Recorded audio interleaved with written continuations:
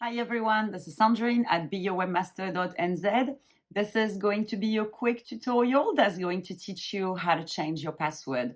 So I do recommend everyone to change the password as soon as you get your WordPress website, just because you have been sharing your password either by email or on your phone. And yeah, it's pretty the best in case of whatever happened to change the password and make sure you save it somewhere very safe. So there you go. So we're going onto your WordPress admin dashboard. Remember your website at the top and then WordPress login PHP. So that's where we're going in to log in. So you're going to enter your username here and your password. I have all mine saved here. So I'm just going to put them in and click login. So on your dashboard here, you're going to go to the left menu and going to go straight to user. So you click on user and you're going to click on your username. So the chances you're only going to have one, but there it is.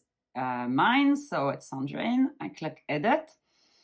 And there you go. So this is your admin profile. So it's a really cool. If you like to change the color here, you can go with different theme, and it's nice if you like to work with different colors.